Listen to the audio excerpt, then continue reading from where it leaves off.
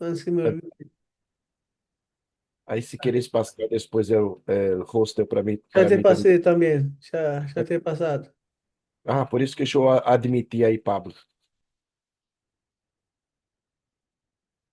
Ahí te dejo cuando sea la hora, Está bien. vos puedes Está bien, empezar. hermanos.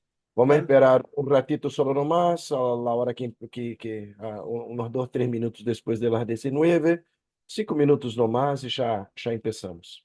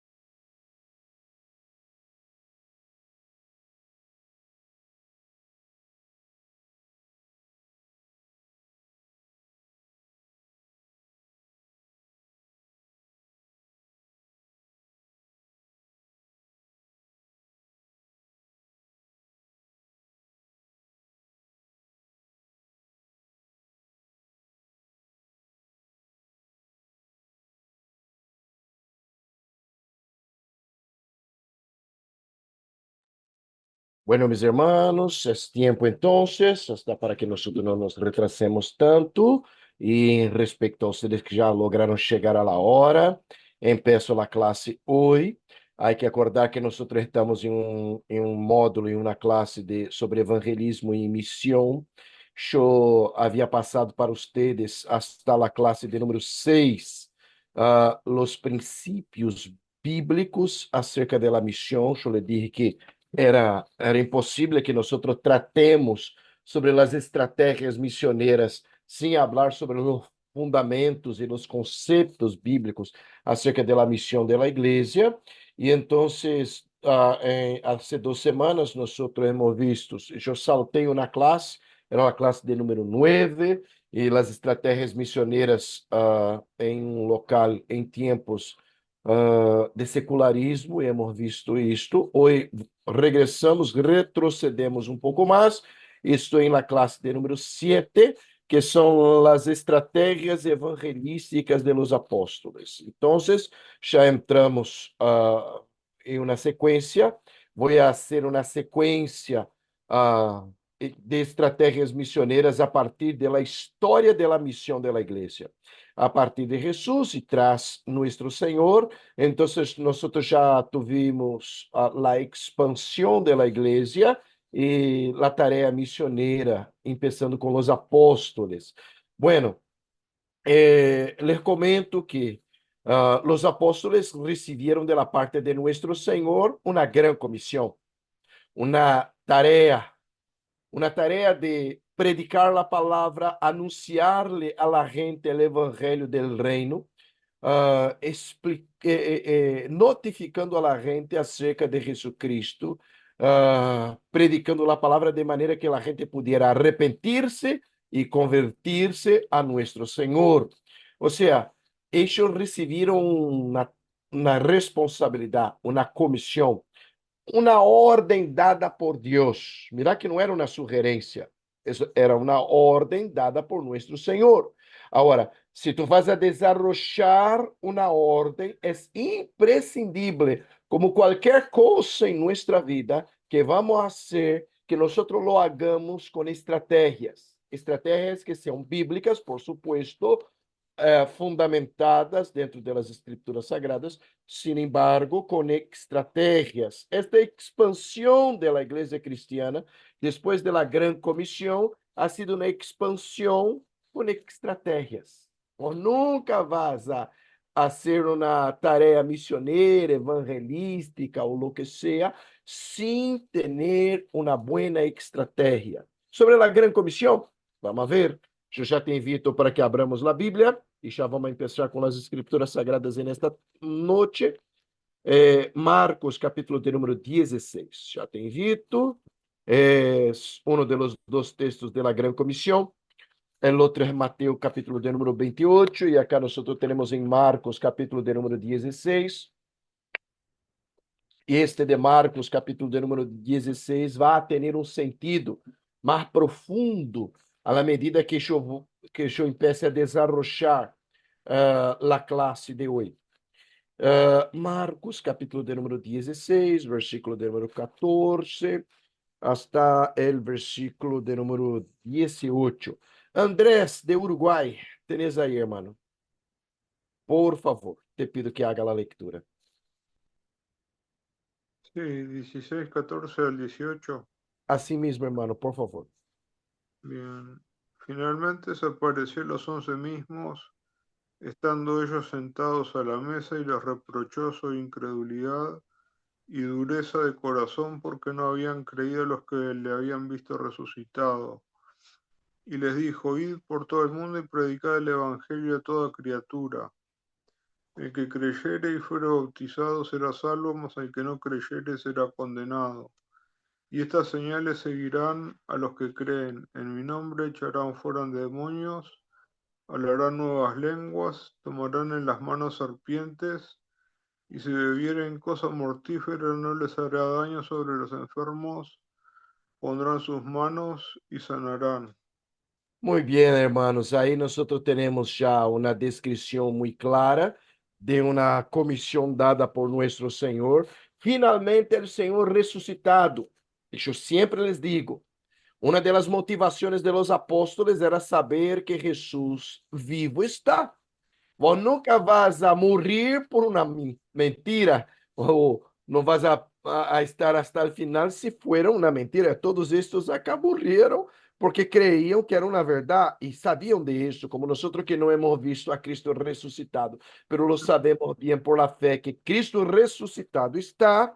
Então, nós compreendemos o que se passava com eles. O Senhor lhe apareceu a los 11 e já estavam todos assim. O Senhor lhe reprochou sua incredulidade, dureza de coração, porque não haviam creído a los que se haviam visto o ressuscitado. E aí, a primeira das grandes comissões: ir por todo o mundo e predicar o evangelho a toda criatura. El que crescer e for bautizado será salvo, mas el que não crescer será condenado. E uma pausa e tu compreendes bem que isso aqui era um desafio muito grande. Nós estamos falando sobre pescadores, hombres simples, gente simples del pueblo, gente que nunca havia salido de la Palestina, ou de la Galileia, ou de Samaria, ou de Judea, as três províncias romanas em Israel. Nunca haviam salido desta região. E de repente o Senhor les disse: ustedes se vão por todo o mundo. Eu me quedo assim, muito entusiasmado quando hago a leitura de textos mais antigos, posteriores às escrituras sagradas, que nos contam a história de los apóstolos. Eusébio de Cesareia, que era um historiador, um dos primeiros historiadores da igreja, ele nos vai descrever com detalhes bem aceptos hoje acerca de lo que se passou com os 12. descrevendo com detalhes o que se passou com eles, a vida de los 12. E todos eles se foram para fora predicando a palavra de nosso Senhor, com exceção de um de eles que já morreu acá, um de los Santiagos, que morreu acá antes aún de sair para esta, ha sido martirizado. Todos os outros se foram adelante predicando a palavra de nosso Senhor, e o Senhor les dijo: id por todo el mundo. Era um desafio para a gente que nunca havia salido de sua própria terra. E então o Senhor les disse: e estas señales seguirão a los que creem. Em meu nome echarão fuera demônios, hablarão novas línguas, tomarão em las manos serpientes, e se beberem coisa mortífera, não les hará dano. Sobre os enfermos podrão sus manos e sanarão. O evangelho é um elemento de sanação, irmãos. Les vou mostrar um tempo depois. Claro que nós somos muito cuidadosos quando, em tempos de teologia da prosperidade e todos os problemas que a teologia da prosperidade genera na igreja, somos muito cuidadosos quando hablamos acerca de sanação, de cura, de señales, por tema de los excessos e extremos do pentecostalismo, da teologia da prosperidade, pero aunque não nos vayamos para um extremo, eu les vou mostrar hoje, tampouco podemos ir para outro, como se o evangelho não fuera um elemento de sanação. E mira que eu não estou falando da sanação física, eu estou falando da grande sanação, que é a sanação espiritual. Hoje eu les vou mostrar com bastante cuidado quais han sido as estratégias, as estratégias de los apóstolos, já que receberam esta grande comissão da parte de nosso Senhor. Quais han sido as estratégias de los apóstolos justo para cumprir a grande comissão? Vou compartilhar na pantalla com vocês. Vamos vir acá. Le encontré. Já les comparto. Se vê, irmãos? Sim, não é verdade? Se nota. Sí, sí se ve. Já havia salido, já havia saltado nas pantallas. A classe Evangelização e Missões, estratégias evangelísticas de los apóstolos. Hermanos, vamos entrar em Hechos de los Apóstolos. E tu vas a ver comigo que a primeira questão para Hechos, a primeira estratégia de los apóstolos era a prédica pública do evangelho. O evangelho não ia estar escondido. A prédica do evangelho ia ser pública. Pero incluso para a prédica pública, e tu vas a ver em especial em los primeiros capítulos do livro de Hechos de los Apóstolos, e o livro de Hechos de los Apóstolos é dividido em dois grandes bloques. O primeiro bloque, o primeiro tramo, se vai em la história de Pedro. Então, hasta o capítulo de número 12, é claro que no capítulo 9 se convertiu Pablo. Depois Pablo vai tomando uma proeminência em la leitura de Hechos de los Apóstolos no capítulo 13 adelante, hasta o capítulo 12, nós temos a história de Pedro. Depois de 13 adelante, hasta o final, capítulo de número 28, nós temos como elemento a figura de Pablo. Nesta primeira etapa, la prédica, la estratégia misionera usada por los apóstolos hasta el capítulo de número 12 era claramente, de maneira muito clara, a prédica pública do evangelho. Vos nunca vas a ter que, nunca podes omitir-te se é possível usar de la prédica pública do evangelho. Hoje, estamos com um grupo de brasileiros acá em um viagem missioneiro em Uruguai, e Uruguai, vos já saber, é um país muito limitado para ser a tarefa evangelística, em especial a tarefa pública. Pero hoje nós estivemos em La Plaza, e era uma das estratégias hoje missioneiras, nós estivemos em La Plaza com um teatro evangelístico, bueníssimo, entregamos um folheto, que mais adelante eu les vou explicar como ha sido esse folheto, e do que ha sido prédica pública. Eu cheguei um parlante, eu estava com um micrófono, e eu decía la gente, hasta de lo porque la tarea nuestra era mostrarles a ellos que había una respuesta y que la respuesta era nuestro Señor. É a primeira vez que eu hago prédica pública? Por supuesto que não. Já estou acostumado desde antes de ser ministro ou pastor, desde antes do seminário, já estava acostumado incluso com a prédica pública. É sempre? Não. Pero há momentos que me parece ser muito adequado, como em la plaza hoje, em las piedras. Pero para esta prédica pública del evangelho, em la calle, em las plazas, de maneira corta, um mensagem curto, rápido, pero muito eficaz, há alguns elementos que nós temos que observar. Então, os apóstolos tinham uma primeira estratégia evangelística, a prédica pública do evangelho. E hasta hacia uns 30, 40 anos atrás, acá em Latinoamérica, a prédica pública do Evangelho era muito eficiente. Hasta uns 200 anos atrás, em los grandes avivamentos em Norteamérica, e a Igreja Presbiteriana de Brasil é fruto de desses grandes avivamentos, a prédica era pública.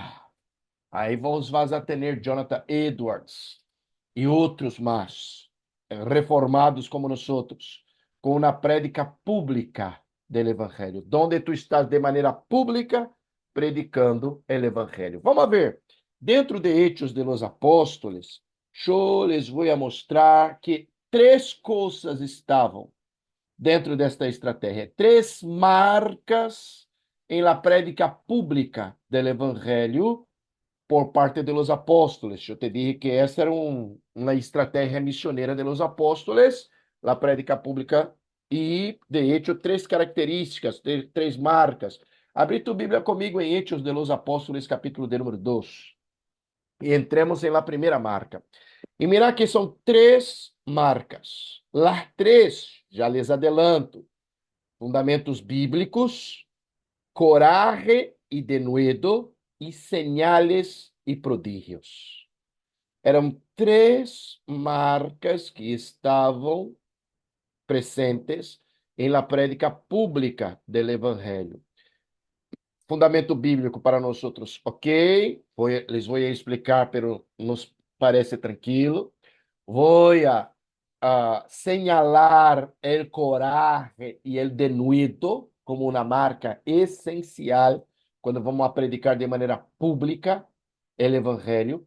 E vou ser muito cuidadoso quando hable sobre señales e prodígios, explicando-te que eu não me vou nem para um extremo de los pentecostales ou de la teologia de la prosperidade, pero tampouco me puedo ir a um extremo ou outro, pensando que as señales não nos acompanham.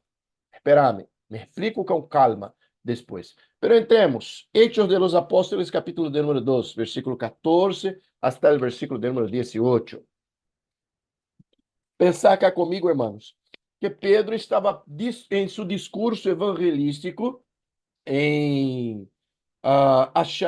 predicando a palavra de nosso Senhor. E quando entramos em Hechos de los Apóstoles, versículo 2, capítulo 2, versículo de número 14, mira que Pedro começou a predicar-lhes. Então, Pedro, poniendo-se em pé com os 11, alçou a voz e les habló dizendo, e empieza ele a predicar: varones judíos e de los que habitais em Jerusalém, isto seja notório, e ouí mis palavras.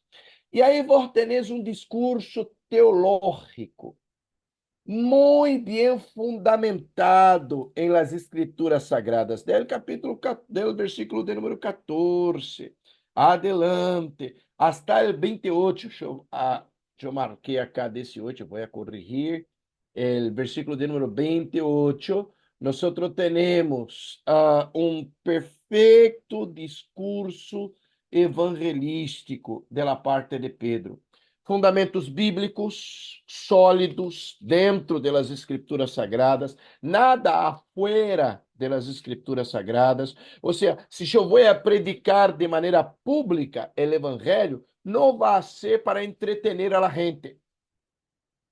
Não vai ser para ser um espetáculo.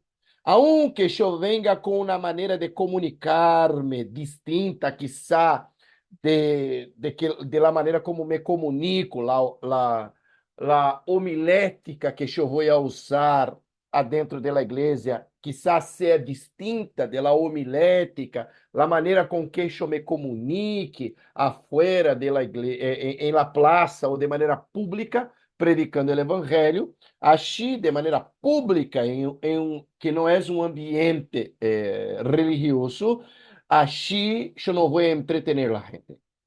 Eu vou predicar de maneira consistente dentro de los fundamentos bíblicos. É o que lo hizo Pedro.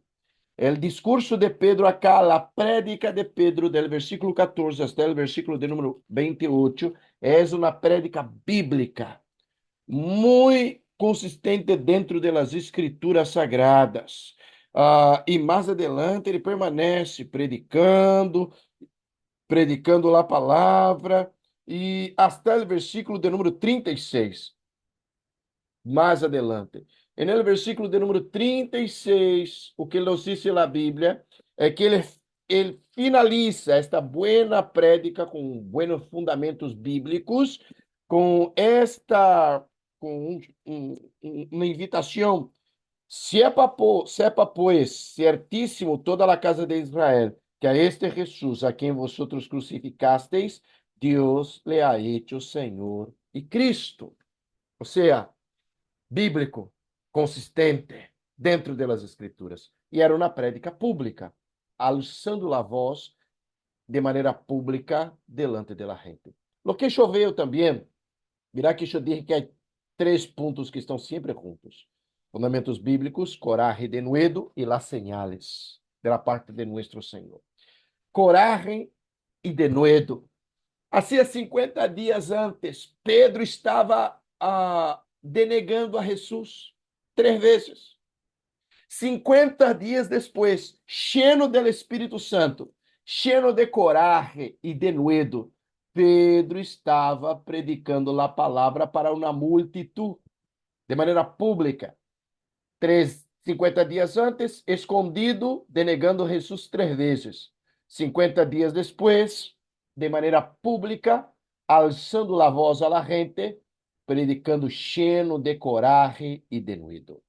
Hermano, se tu vas a predicar de maneira pública o evangelho, e pode ser que nos toque a nós um dia, vou ter que ter coragem.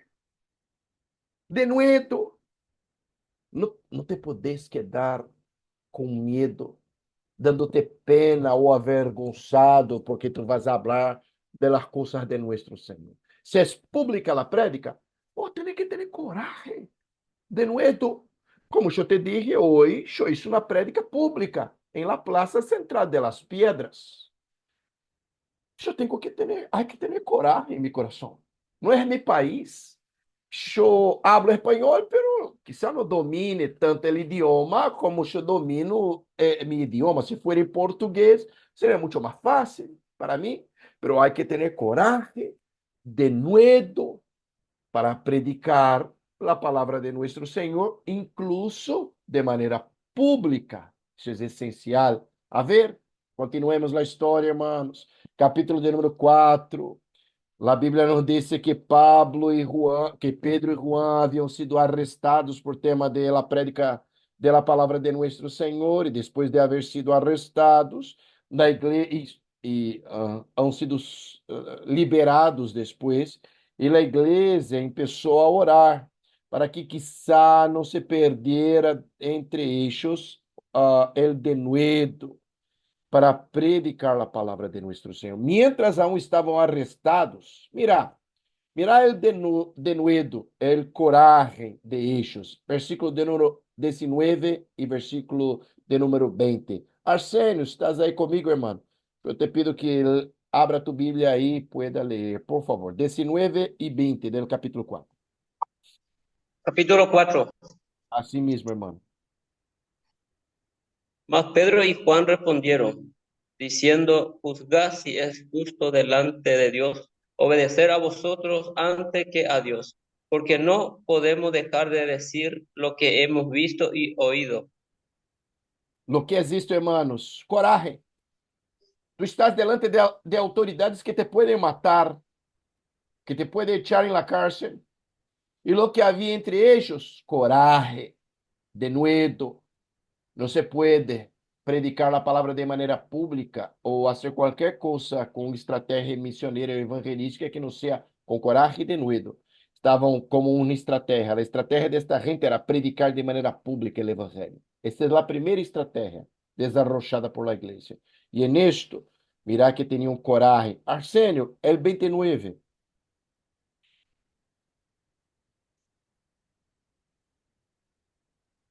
Y ahora 4:29.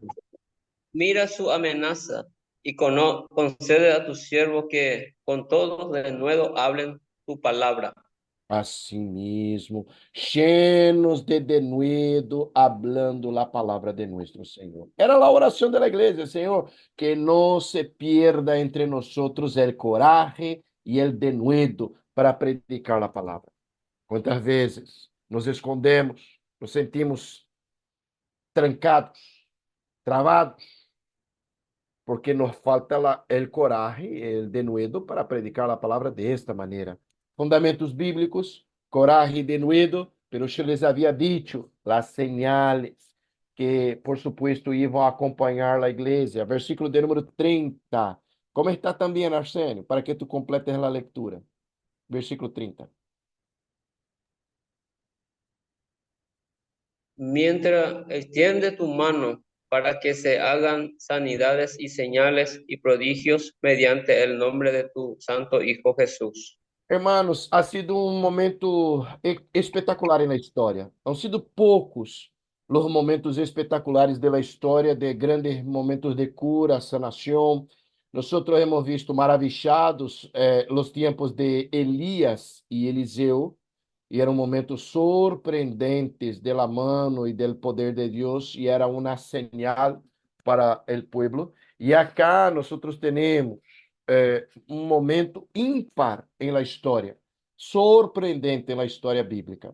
É próprio da época, del tempo de los apóstoles, eu compreendo isto claramente, que era uma señal de los tiempos de nuestro Senhor, e que haviam os señales, os prodígios de la parte de nuestro Deus. É uma señal que nós não creemos que o Senhor sana. Claro que sabemos que puede sanar nuestro Señor si está en acuerdo con su voluntad. Nosotros caminamos bajo la gracia de un Dios que hace milagros. Los milagros todos son para la gloria de nuestro Señor. Lastimosamente, hay un terrible engaño entre los pentecostales que priorizam de maneira demasiada señales e prodígios, como se fuera esta la misión única, la misión de la iglesia, y como si solo ahí la cura, señales o maravillas espetaculares, solo de esta manera obra ou opera nuestro Señor, de la teología de la prosperidad. Entonces ni se puede hablar todos os graves problemas da teologia da prosperidade em la igreja cristiana em los últimos tempos.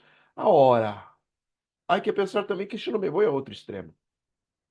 Há señales contundentes. E mira que eu não estou falando sobre señales de sanação física.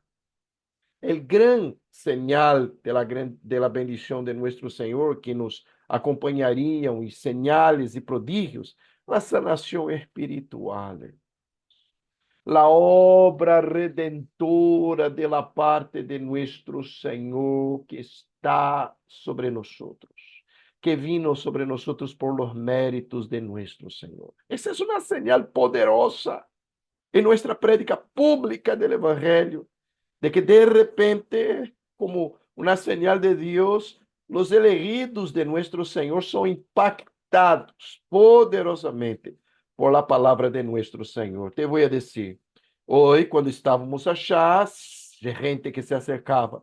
Y en el final, una se acercó y dijo, pastor, me contaba a los hermanos, yo ni me iba a bajar en esta parada acá de la plaza, yo me iba a bajar en la otra, me perdí, bajé acá, escuché la música, el teatro y vine.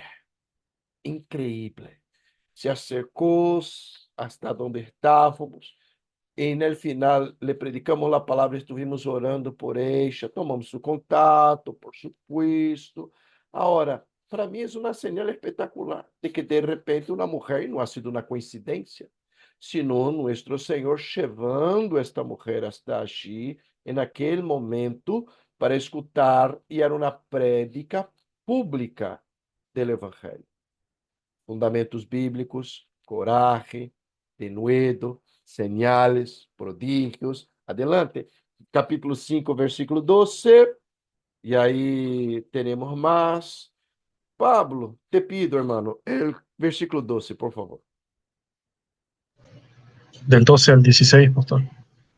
Por Solo el favor. 12. Sí. Y por la mano de los apóstoles se hacían muchas señales y prodigios en el pueblo, y estaban todos unánimes en el pórtico de Salomón. De lo demás, ninguno se atrevía a juntarse con ellos, mas el pueblo los alababa grandemente. Y los que creían en el Señor aumentaban más, gran número así de hombres como de mujeres, tanto que sacaban los enfermos a las calles y los ponían en camas y lechos, para que al pasar Pedro, a lo menos su sombra cayese sobre alguno de ellos. Y aun de las ciudades vecinas muchos venían a Jerusalén, trayendo enfermos y atormentados de espíritus inmundos, y todos eran sanados. Hermanos, es claro que nosotros no vamos a tomar este texto acá y hacer de esto una regla. Es lo que nosotros comprendemos en la hermenéutica bíblica, que no es una regla, es un texto propio para este tiempo, para este momento acá. No quiere decir que vamos a sacar mi sombra y yo tengo una sombra grande porque yo tengo 1,90 m e peso mais de 120 quilos, ou seja, mi sombra vai ser gigantesca para passar por la gente. Oh, hermano, esse é um espetáculo que não tem nada a ver com a palavra. Todavia, lo que se passou acá, local, neste momento, era uma señal poderosa de la gracia de nuestro Señor sobre estas personas. Señales y prodigios. Hoy, lo que tenemos, como yo te dije, las señales de nuestro Señor es de gente que es convertida a través de la gracia de nuestro Señor. Esa es una señal muy poderosa de sanación y la sanación espiritual a través de un nuevo nacimiento a través de Cristo, nuestro Señor y Salvador. Hay más. 6, 8. Pablo aún, por favor, Pablo. 6, capítulo 6, versículo de número 8. Y Esteban, lleno de gracia y de poder, hacía grandes prodigios y señales entre el pueblo. Verdade, hermanos. Predicando la palabra, já estava Esteban, que era diácono, em los tiempos apostólicos. Predicando la palabra, maneira pública, com a graça de nuestro Senhor, grandes señales e prodígios delante del pueblo. Las señales de nuestro Senhor, pero vamos mais adelante, capítulo 8, versículo 4 hasta o versículo de número 8. Por favor, Pablo. Sí. Pero los que fueron esparcidos iban por todas partes anunciando el Evangelio. Entonces Felipe, descendiendo a la ciudad de Samaria, les predicaba a Cristo. Y la gente unánime escuchaba atentamente las cosas que decía Felipe, oyendo y viendo las señales que hacía. Porque de muchos tenían espíritus inmundos, salían estos dando grandes voces, y muchos paralíticos y cojos eran sanados. Así que había gran gozo en aquella ciudad. Que gran alegria vino. É a palavra de nosso Senhor predicada de maneira pública. Não nos escondemos. É público. Tornamos público, alçamos a voz em la plaza e tornamos pública a prédica do Evangelho, de maneira que a gente pueda escuchar o mensagem. E acá, de maneira unânime, escutavam a palavra e as señales. Outro diácono, Filipe, e as señales e prodígios, mientras predicava la palabra de nuestro Señor. Hermano, es espectacular que se pueda predicar de manera pública las escrituras sagradas, siempre se acordando que hay que tener fundamentos bíblicos. Aún en el capítulo de número 8, versículo de número 26. Marta, si estás ahí, hermana, yo te invito que tú abras ahí tu Biblia. Por favor, Sí, pastor. capítulo. Isso, hermana, 28 del 26. Empezamos. Hechos 8, ahí sí, 26. 8:26. Así. Dice, un ángel del Señor habló a Felipe diciendo hacia el sur, por el camino que desciende de Jerusalén a Gaza, el cual es desierto. Ese versículo 26. Vete adelante, hermana. Bien. Entonces él se levantó y fue. Y sucedió que un etíope, eunuco, funcionario de Candace, reina de los etíopes, el cual estaba sobre todos sus tesoros y había venido a Jerusalén para adorar, volvía sentado en su carro y leyendo al profeta Isaías. Y el Espíritu dijo a Felipe, acércate y júntate a ese carro. Acudiendo Felipe, le oyó que leía al profeta Isaías, y dijo, ¿pero entiendes lo que lees? Él dijo, ¿y cómo podré, si alguno no me enseñare? Y rogó a Felipe que subiese y se sentara con él. El pasaje de la escritura que leía era este: como oveja a la muerte fue llevado, y como cordero mudo delante del que lo trasquila. Así no abrió su boca. En su humillación no se le hizo justicia, mas su generación, ¿quién la contará? Porque fue quitada de la tierra su vida. Respondiendo el eunuco, dijo a Felipe, te ruego que me digas, ¿de quién dice el profeta esto? ¿De sí mismo o de algún otro? Entonces Felipe, abriendo su boca y comenzando desde esta escritura, le anunció el evangelio de Jesús. Una pausa, Y hermana. Vina, vete que, empezando de esta, era um texto de Isaías. Filipe, llevado por el Espírito, se foi hasta el sur de Israel, mientras um etíope volvía de Jerusalém, donde se fuera a adorar nuestro Senhor. E allí se nos dice la Bíblia que Filipe, empezando com o texto de Isaías, passando por muitos outros, le predicou publicamente, não só a ele, porque seguro não havia só ele, havia uma comitiva com ele, com os de Etiopia, anunciando-lhes a ellos el evangelho de nuestro Senhor. Mira que em todos estes textos que eu he leído com ustedes, desta primeira parte de Hechos de los Apóstoles, há as três características imprescindíveis quando vamos a predicar de maneira pública o evangelho. Há que ter fundamento bíblico, isso é imprescindível. É uma homilética distinta, é verdade. É uma comunicação muito distinta da que usamos em la igreja. É, por supuesto, verdade também. Pero é bíblica. Não negociamos princípios. Há que ter um fundamento bíblico sólido. De maneira pública, já he visto tanta tonteria, hermanos. De gente que tinha uma multitud allí. Pero la exposición no había, la prédica no había cosa alguna de Biblia, de palabra de nuestro Señor, sino era un show, un entretenimiento público, no prédica de la palabra. Hay que tener mucha coraje y denuedo, para predicar la palabra. Coraje, les cuento. Quando eu era pastor de uma igreja em Brasil, uma das igrejas que eu he pastoreado em Brasil, nós aproveitávamos a fecha del carnaval para predicar a palavra de maneira pública. Eu estava em uma grande cidade nesta região e ao redor desta grande cidade, era uma cidade mais ou menos de uns 600.000 pobladores, média para grande, e havia muitas cidades mais chicas ao redor. E nestas cidades chicas haviam poucos cristianos evangélicos. Então, nós aproveitávamos a fecha do carnaval para fazer um retiro espiritual. O retiro espiritual em Brasil não é na Páscoa, é no carnaval. Então, realizávamos um retiro espiritual em la ciudad, e estas cidades tinham como palco, estou bem, onde se fazem os concertos.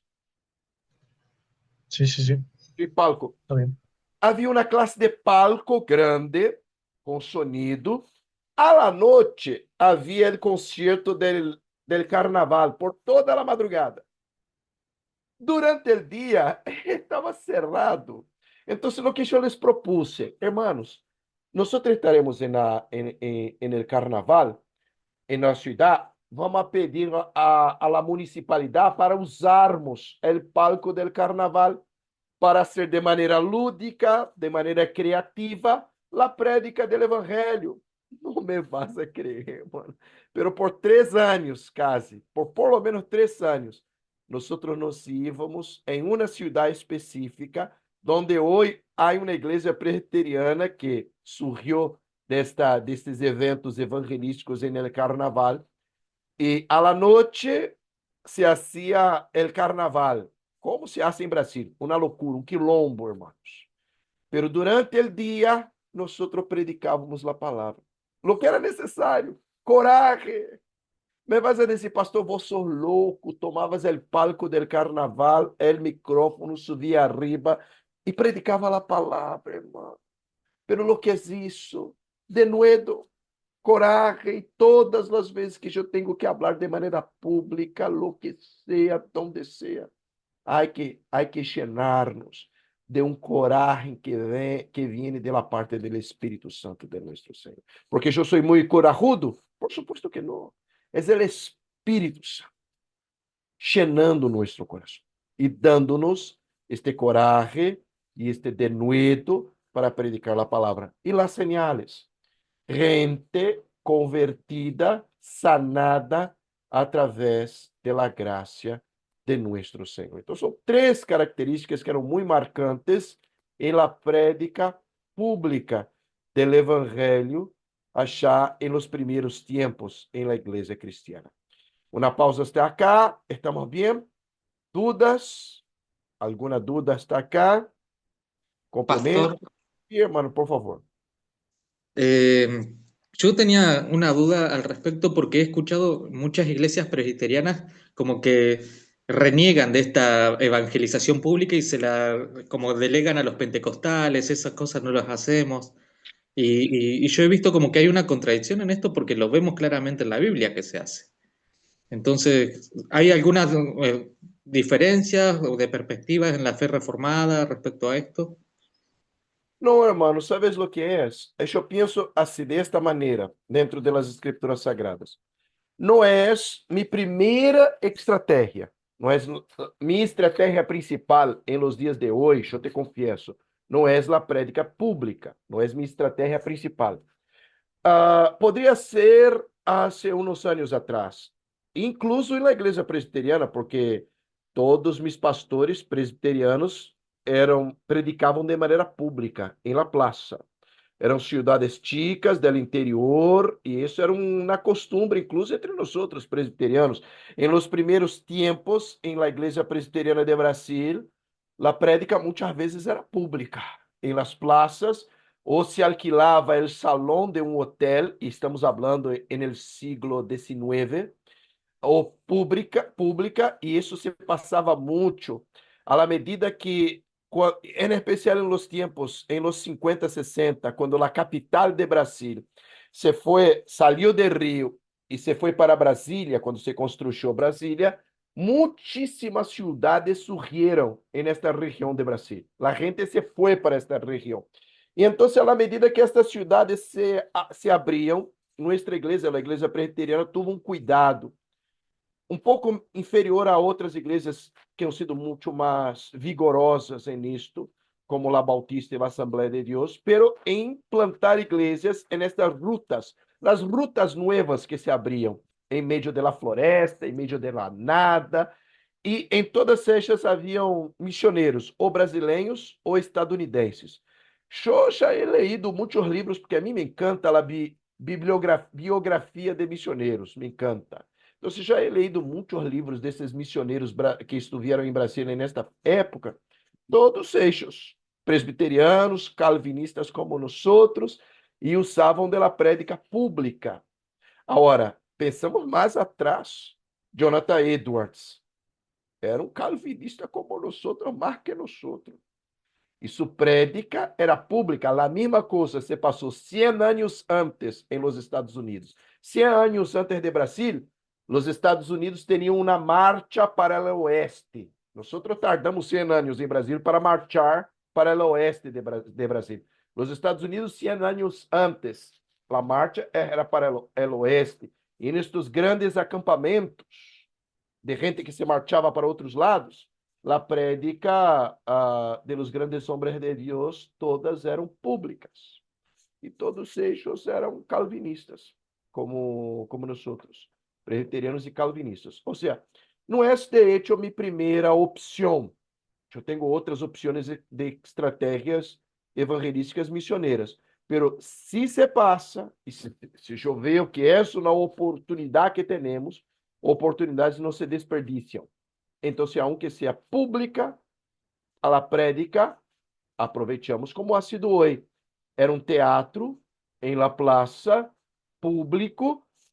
Eu tive que aproveitar a oportunidade.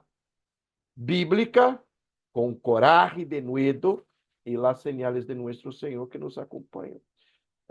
La sanação espiritual, la gracia de nuestro Senhor. Te contestei, hermano. Muchísimas gracias, sí, pastor. Pablo. Pastor, sí. Quería preguntar si esta cuestión de ser la primera opción se trata depende del contexto cultural, porque creo que, bueno, depende del país donde uno se encuentra. Depende Esto del puede tener contexto. diferentes resultados y también la sociedad tiene diferentes necesidades, ¿no? Assim mesmo. Depende do contexto cultural. Seguro, não há dúvidas, hermano. Uruguay, Argentina, ¿cómo se encontraría esto? Porque creo que el ciudadano y el argentino, el uruguayo, tiene una mente más, va más por la razón, ¿no? Sí, Una discusión lógica más que una experiencia espiritual que busca. sí, Y tal seguro, vez a través de esta predicación pública se puede hacer una apologética que seguro. ayude en esto, ¿no? Claro, seguro. Um ratito, Andrés. Acá em Uruguai é um contexto diferente também. A dialética, o debate público é muito bueno em los dias de hoje. Charlie Kirk, que ha sido assassinado há um mês atrás, era espetacular para esta prédica. É claro que ele debatia, ele tinha uma dialética política, pero de todas as vezes que eu ouvi, eu tenho alguns vídeos em meu celular, todas as vezes que eu le vi, lo escutei debatindo acerca da fé, e ele era espetacular como apologeta. Era uma dialética, um debate e público acerca da fé em nosso Senhor. Claro que somos mais cuidadosos em um contexto como o Uruguai, como a Argentina e algumas cidades de Brasil, que já são muito resistentes a esta prédica pública. Pero eu he visto alguns vídeos de gente em Londres, quase todos imigrantes africanos, predicando em Londres. E no final todos se vão à cárcel, porque é proibido de uma certa maneira. Os muçulmanos não se vão à cárcel, lá já. Pero muitos vêm a polícia e se pode predicar, é verdade, em alguns contextos de Inglaterra. Pero os polícias se quedam ao costado para que eles não sofram qualquer classe de violência, porque a resposta de parte de alguns é de grande violência. Andrés. Sí, no, la diferencia entre Argentina y Uruguay, ¿cómo es predicar en Argentina y en Uruguay? En Argentina no hay que demostrar la existencia de Dios porque creo que la mayoría de los argentinos creen en Dios. En cambio acá los uruguayos son la mayoría ateos y hay que demostrar la existencia de Dios de alguna manera estratégica también, ¿no? Lo que Pablo, vos que sois argentino, lo que quieres decir, Andrés, es que de hecho, isso me assusta um pouco. Los uruguaios são absolutamente ignorantes com respeito a Deus. É increíble. São 100 anos de secularismo. Ou seja, há coisas tão basilares de Deus que os uruguaios desconhecem. Parece raro para nós. Coisas que nem os brasileiros sabem. Então, as coisas mais basilares acerca de Deus, eu noto que muitos uruguaios desconhecem. São muito preconceituosos com respeito à religião por tema da ignorância. porque ignoram completamente lo que es Dios, o tratan Dios como muchos dioses, o como o no tratan, ou la gran ignorância de los uruguaios es no reconocer o saber la existência de um Deus personal. Para ellos, Deus é um ente, pero es el universo, ele não tem uma forma, não é uma persona, não é um Deus personal, como creemos nosotros cristianos. Então, a partir desta grande ignorância de los uruguaios sobre a persona de Deus, ou os fundamentos mais básicos, nem Páscoa, a Páscoa, a Navidad, são coisas que os uruguaios desconhecem por completo, incrível. Então, neste contexto, claro que nossa estratégia vai ser muito cuidadosa. De outra maneira, mientras eu predicava hoje publicamente, eu les decía de maneira muito clara que falava acerca de Jesucristo, pero não les decía sobre religião. Eu decía sobre algo que se iba mais allá de la religião e era real, Jesucristo. Então, sempre que eu vou predicar publicamente a los uruguaios ou na charla personal, eu trago a figura de Jesus e les demonstro a eles que Jesus não é uma figura inanimada, sem forma, ou sem ser uma persona, senão é um ser, Impersonal. como se fosse um ser impersonal. É impessoal, para eles a divindade é impessoal. Não é uma persona. Acá eu trago sempre, eu passei a ter cuidado para mostrar-lhes a los uruguaios que Jesus é um ser personal, é uma persona que existiu. E eu lhes digo quem é o Senhor, aí dentro deste Necesitamos un Schaefer en Uruguay. Sim, claro. No, justamente Schaefer hablaba de esto y los problemas que causa la sociedad creer en un origen impersonal, sea Dios Sí. o la materia o cualquier cosa, Sim, como la moral queda en el aire, no hay cómo justificar una moral, sim, no tenemos. E é incrível que Francis Schaeffer havia notado isso há 40 anos. Ele já havia percebido isso, que eu percebi agora. 60. 50 anos atrás, eu percebi a hora vivindo aqui em Uruguai, que me vi no, Deus mío, os uruguaios tratam Deus de maneira impessoal. Não é como se fosse uma persona, não é um Deus personal. E não sabem coisa alguma do tema. Então, toda nossa estratégia é mostrar-lhes que Jesus se vai mais allá da religião e é um ser personal, real, cercano a nós. Bueníssimo, hermanos. Passo a uma outra etapa. E eu les dije que temos uma primeira etapa e a segunda etapa seria a partir de Pablo, nós temos algo distinto. Comparto a pantalla com vocês. Uma vez mais. Sobre o que eu lhe havia dito a vocês, hermanos, acerca destas señales, o Dr. Martin Lloyd Jones dijo uma coisa muito interessante. Claro que quando ele diz acá, se diz palavra acá está entre comillas, ok? Pero para que tu compreendas o que significa, de hecho, a ideia de las señales que nos acompanham mientras predicamos publicamente a palavra. Andrés, de Uruguai, por favor, hermano, se puder ler esta frase. No puedo porque veo chico en el celular. Es verdad. O Andrés Ajá.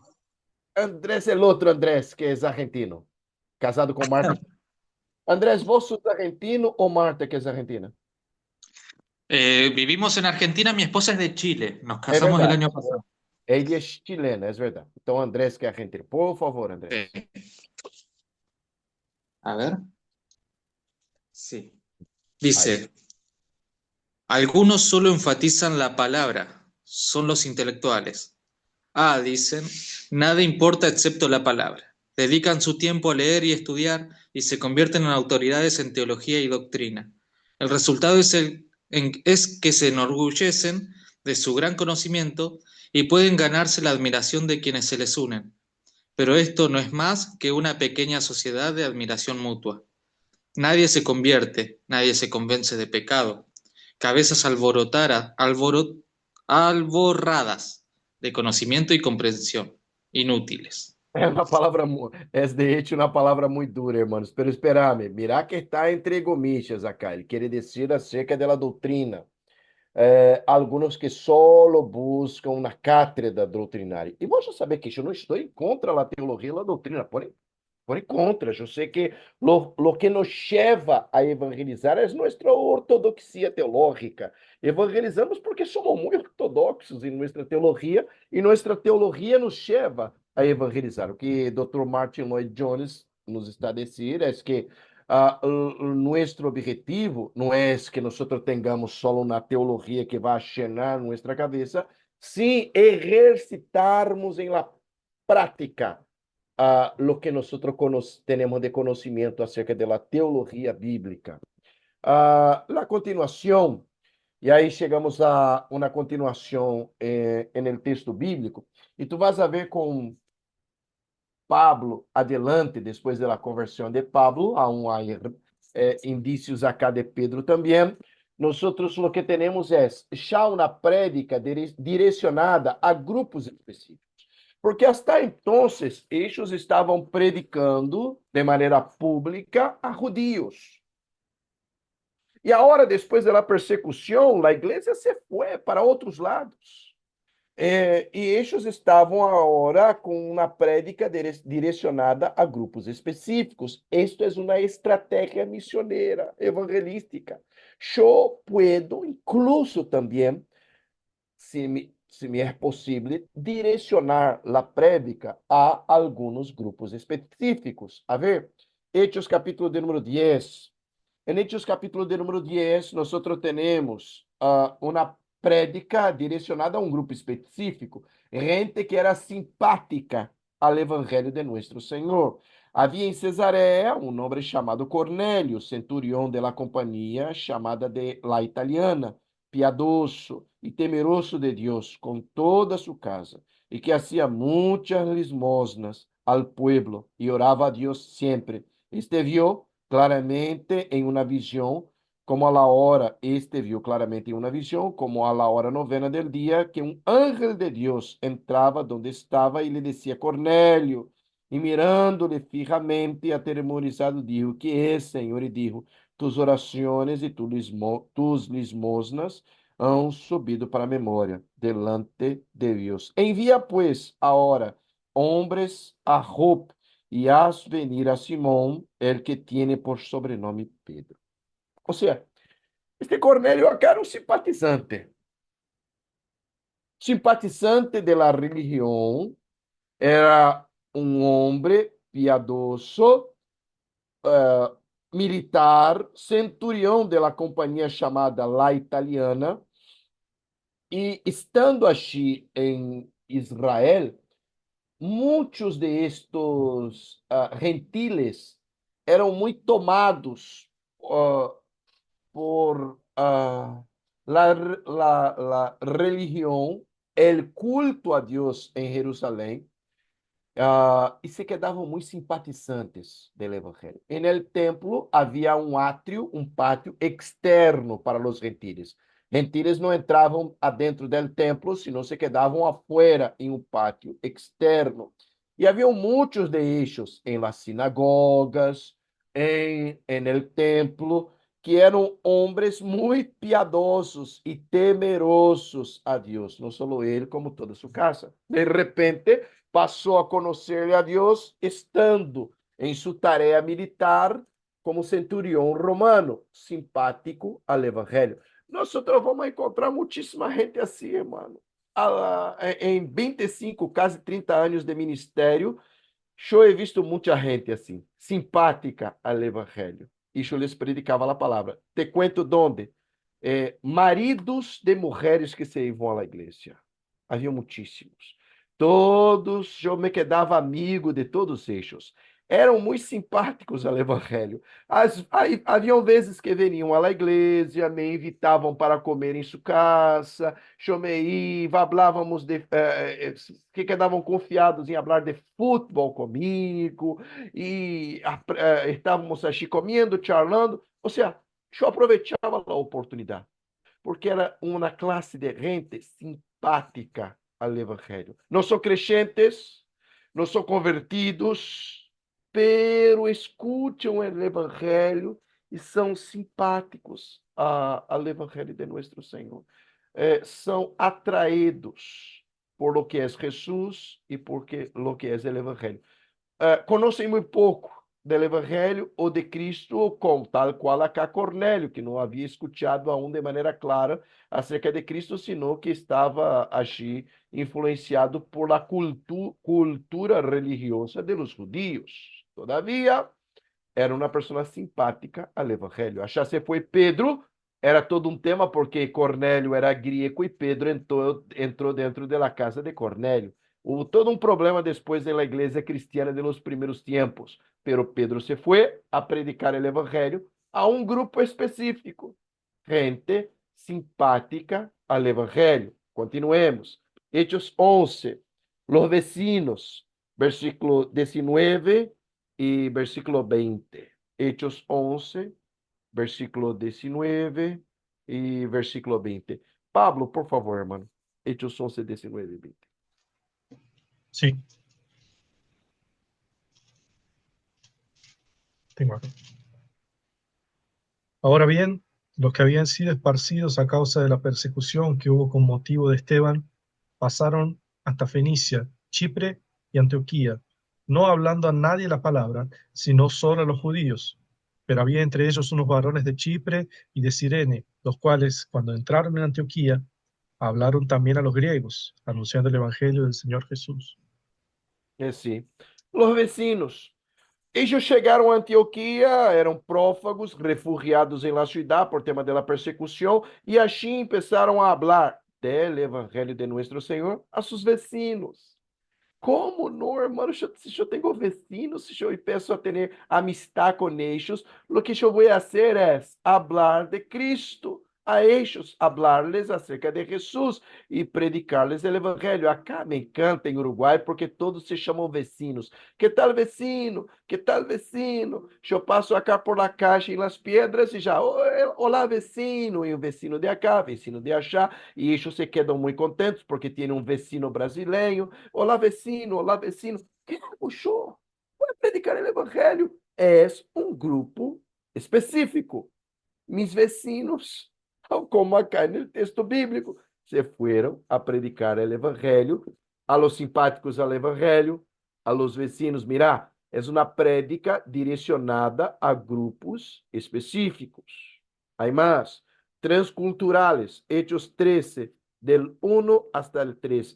Andrés de Uruguay, por favor. Hechos 13, del 1 hasta el 3. Hermanos, yo me voy derecho, ¿ok? Les doy una pausa antes del final, si no, yo no logro finalizar la clase hoy. ¿Está bien? Les doy uns 10 minutos antes de finalizarmos. Por favor, Andrés. Bueno, había entonces en la iglesia que estaba en Antioquía profetas y maestros: Bernabé, Simón el que se llamaba Níger, Lucio de Cirene, Manaén el que se había criado junto con Herodes el tetrarca, y Saulo. Así mismo. Ministrando estos al Señor y ayunando, dijo el Espíritu Santo: apartadme a Bernabé y a Saulo para que a la hora que los he llamado. Entonces, habiendo ayunado y orado, les impusieron las manos y los despidieron. Mirar, hermanos, que se foram a tarefa transcultural, a predicar a palavra a gente que não era de sua cultura.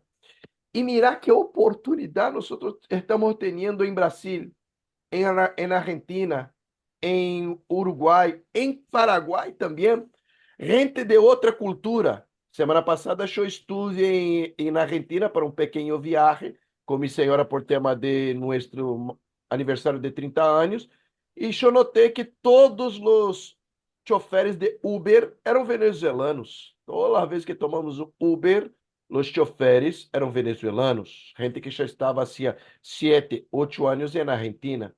Gente que não é parte da cultura argentina, pero está allá e se pode escuchar a palavra.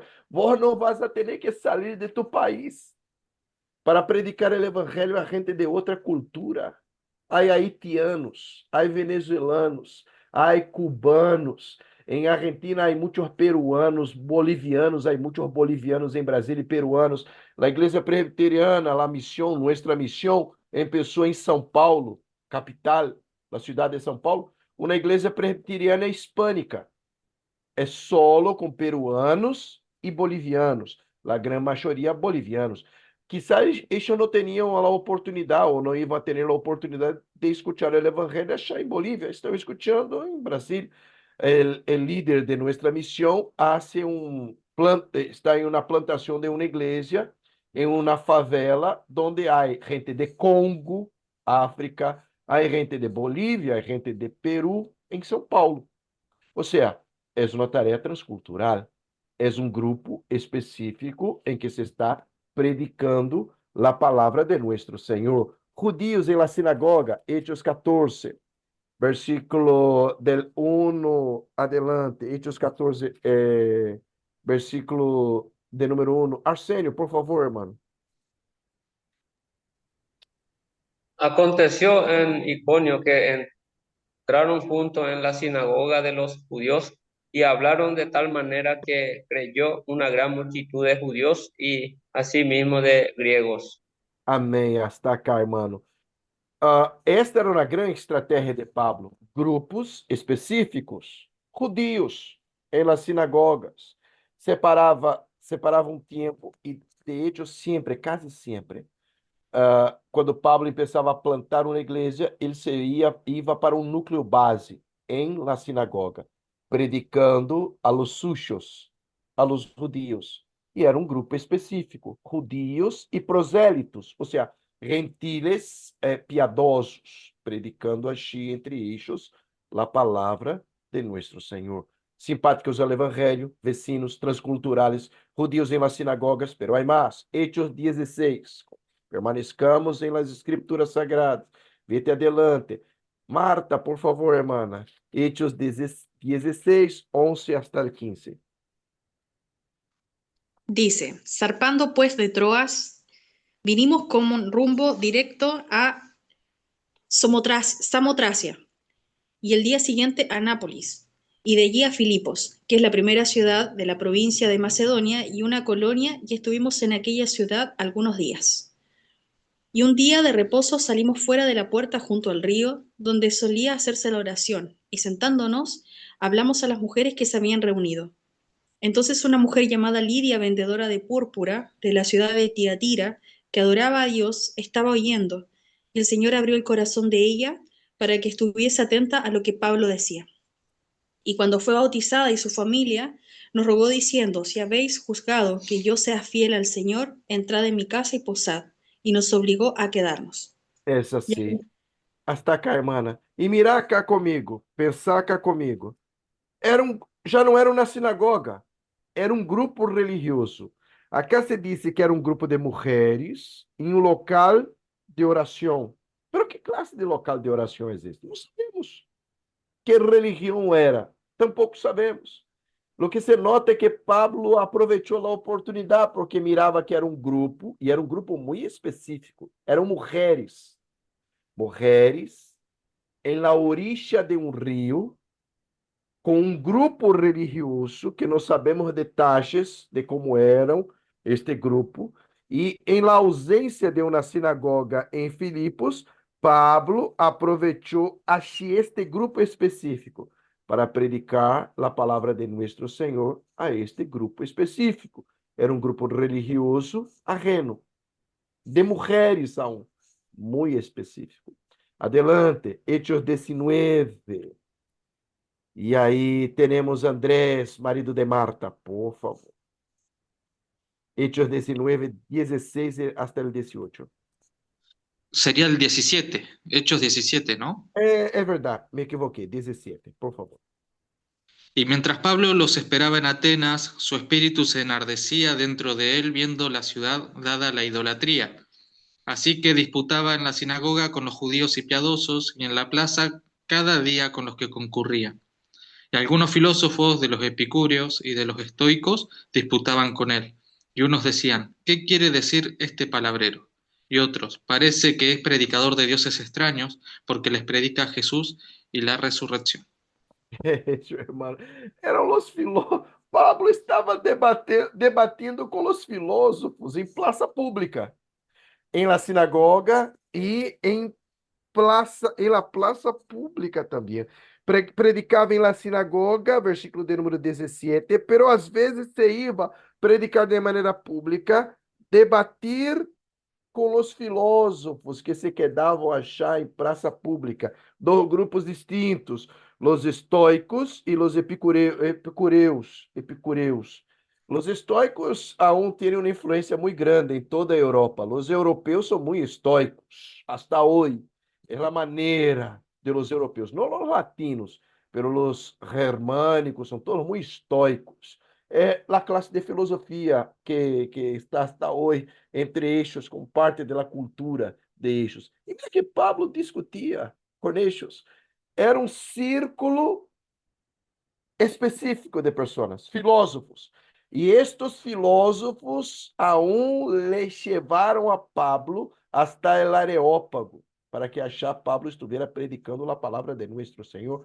Era um grupo específico, ou seja, era uma estratégia missioneira. La prédica em grupos específicos. Hay más. La universidade, Hechos 19. Hechos, capítulo de número 19, versículo de número 8 hasta el versículo de número 9. Andrés, vos que estás aí, já has leído el primeiro, por favor, hermano. Andrés de Uruguai, já que Bueno, abriu o micrófono, por favor, hermano. Del 8 hasta el 10. y entrando Pablo en la sinagoga, habló con denuedo por espacio de 3 meses, discutiendo y persuadiendo acerca del reino de Dios. Pero endureciéndose algunos y no creyendo, maldiciendo el camino delante de la multitud, se apartó Pablo de ellos y separó a los discípulos, discutiendo cada día en la escuela de uno llamado Tirano. Así continuó por espacio de 2 años, de manera que todos los que habitaban en Asia, judíos y griegos, oyeron la palabra del Señor Jesús. Assim mesmo, hermano. A escola de Tirano era uma escola filosófica. Era uma universidade em Éfeso. E mira que Pablo estuvo por um tempo em la sinagoga, 3 meses, antes de ser expulsado de la sinagoga. Lo que hizo Pablo? Começou a plantar a igreja presbiteriana, ou presbiteriana, a igreja cristiana, que era presbiteriana porque havia presbíteros em sua forma de governo. Lá começou a plantar esta igreja cristiana já em Éfeso, em uma universidade, em uma classe de uma universitária, alquilou uma sala na escola de Tirano. Havia outras salas que se discutiam outras coisas e Pablo já predicava o evangelho. Que grande estratégia usada por Pablo, especificamente acá em Éfeso, de maneira que a gente da província romana de Ásia lograsse em 2 anos, neste tempo de 2 anos, escutar el mensaje de la parte de nuestro Senhor. Ou seja, se nota que Pablo tinha uma estratégia e por el espaço de 2 anos estuvo allá, em uma universidade, predicando a palavra de nuestro Senhor, alquilando na classe allá. Choveu igrejas, há igrejas em Brasília que começaram alquilando auditório de uma universidade. Durante a semana de classes, domingo se usa para predicar a palavra de nosso Senhor. E neste caso acá, grupos específicos, e já he visto igrejas que han sido plantadas com um grupo específico, universitários. Pero final, Hechos 24, as autoridades eram um grupo específico também, e neste caso de Pablo, era um grupo específico por tema de que Pablo ha sido arrestado por tema do Evangelho de Cristo. Hechos de los Apóstoles 24, versículo 22 hasta el 27. Marta, por favor, hermano. Dice, entonces Félix, oídas estas cosas, estando bien informado de este camino, les aplazó diciendo, cuando descendiere el tribuno Lisias, acabaré de conocer a vuestro asunto.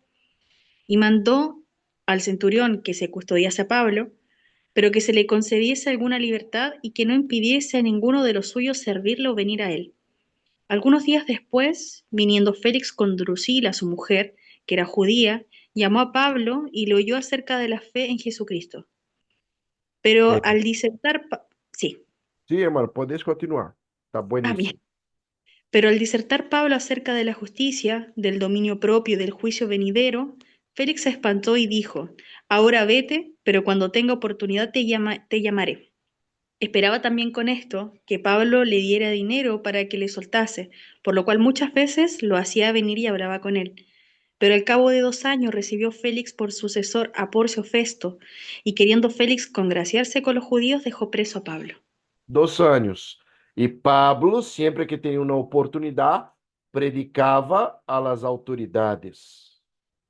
É um grupo específico, irmão, de gente que necessitava escuchar a palavra de nosso Senhor. E como estratégia, Pablo predicou a este grupo específico. Capítulo de número 26, versículo de número 24. E mira que estamos por todo Hechos de los Apóstolos, mirando as estratégias. E finalizando, Hechos, capítulo de número 26, versículo del 24 hasta el 29. Pablo, por favor, hermano. Pablo no estaba, pastor. Ah, Pablo se foi, desapareceu, Deus mío. Se acabou Escribió su... en el chat. Ah, escreveu no chat, está bien. Marta, por favor, entonces. Sí, 26 del 24 al 29. Así mismo, Dice, hermano. diciendo él estas cosas en su defensa, Festo a gran voz dijo, estás loco, Pablo, las muchas letras te vuelven loco. Mas él dijo, no estoy loco, excelentísimo Festo, sino que hablo palabras de verdad y de cordura, pues el rey sabe estas cosas delante de quien también hablo con toda confianza, porque no pienso que ignora nada de eso, pues no se ha hecho esto en algún rincón. ¿Crees, oh rey Agripa, a los profetas? Yo sé que crees. Entonces Agripa dijo a Pablo, por poco me persuades a ser cristiano. Y Pablo dijo, quisiera a Dios que por poco o por mucho, no solamente tú, sino también todos los que hoy me oyen, fueseis hechos tales cual yo soy, excepto estas cadenas. Es assim mesmo. Pablo era muito era muito cheio de coragem para predicar a palavra de nosso Senhor. Corajudo, cheio de denuedo. Tu vas a notar duas coisas comigo. Mira que é uma prédica para grupos específicos. Pero a la medida que hemos visto os textos bíblicos, duas coisas se nos parecem. Uma, há grupos específicos que Pablo era intencional. De maneira intencional, Pablo objetivava a prédica a um determinado grupo específico.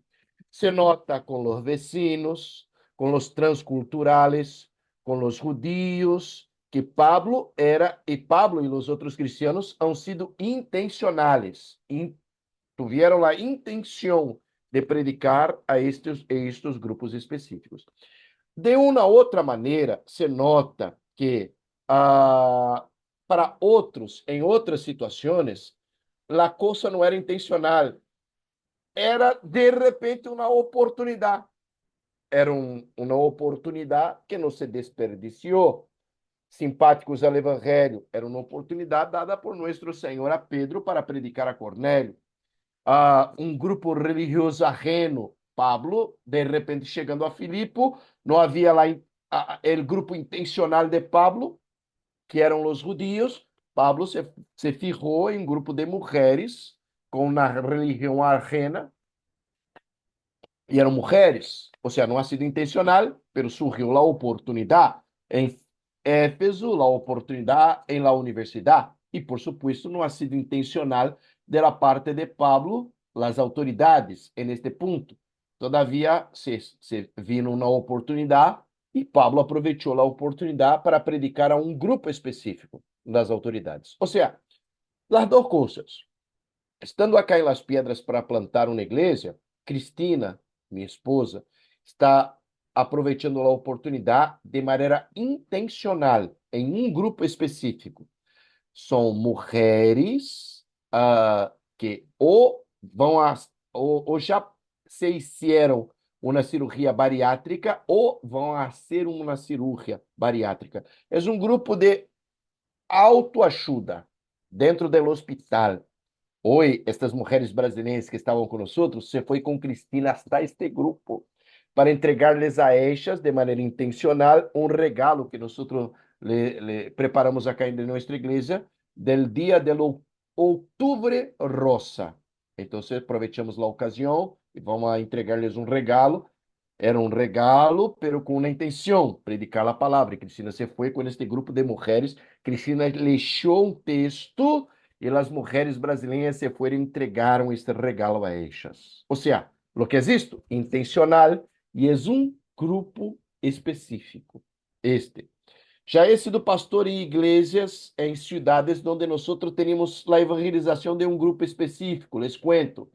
Eram os recolectores de basura em la ciudad. Nós hacíamos uma fiesta para os recolectores de basura de la ciudad. Preparávamos um paquete de víveres para eles. Havia um dia de los recolectores de basura. Há um dia em Brasil para os recolectores de basura, os basureiros.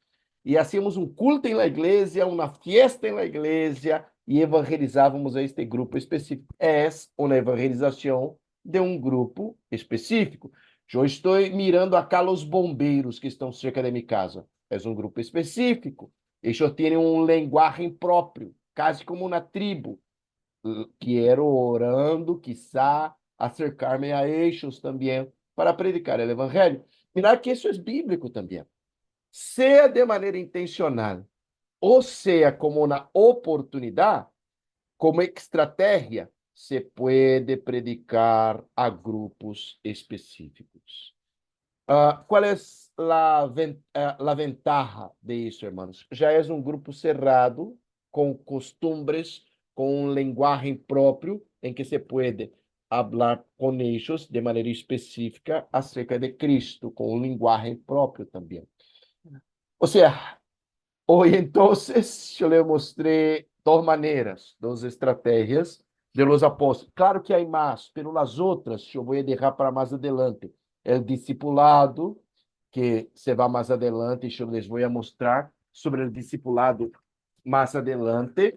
E a segunda, que é o evangelismo personal, através da amistade, que era uma prática clara de los apóstolos também. Dudas por hoy, hermanos. Estaba bueno el contenido. Estamos bien. Estoy 10 minutos antes. Y 10 minutos antes justo para darles un tiempo hasta la próxima clase. ¿Estamos bien? ¿Algún comentario más? Excelente todo, pastor. La verdad que nos reconforta mucho a mi señora y a mí, porque por ahí uno lo que consume en internet, donde vivimos no hay iglesia presbiteriana local, por ejemplo.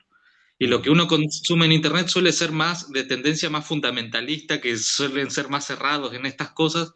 Y es muy bueno saber que en la palabra está bien evidente cuestiones que por ahí uno pasa por alto, de adaptar, por ejemplo, el mensaje para evangelizar, dependiendo del grupo, que el Señor sostiene todo esto. Entonces a nosotros la verdad que nos reconforta y nos anima muchísimo a poder evangelizar y hacer la gran comisión que estamos llamados.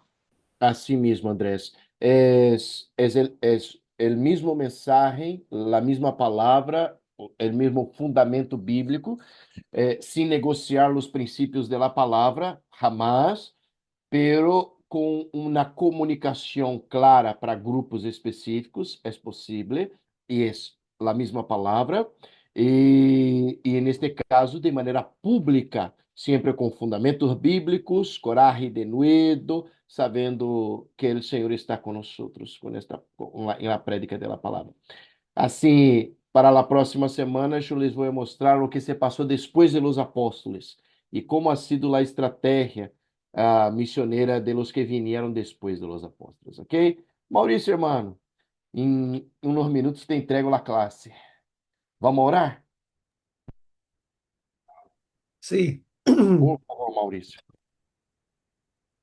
Gracias te damos a Dios por esa clase, por la tarea de evangelizar, Señor, y sabemos que tú nos has enviado, Dios, a anunciar el Evangelio a toda criatura, a todas las naciones, oh Dios, y tú, Señor, no estás detenido en ningún método, Señor, sino simplemente en la proclamación, sea en contextos públicos, privados, sea aún en el contexto de la iglesia, Señor, tu espíritu se mueve con libertad para alcanzar los corazones pecadores, oh Dios, con la proclamación fiel de tu palabra, Señor. Y oramos que nos dé como iglesia conciencia de nuestra responsabilidad de proclamar el Evangelio, Dios, y nos dé fe, Señor, que tú usarás la proclamación del Evangelio para llamar a tus escogidos, oh Dios, para rendirse a los pies de Cristo, Señor, que tengamos, Señor, la sensibilidad,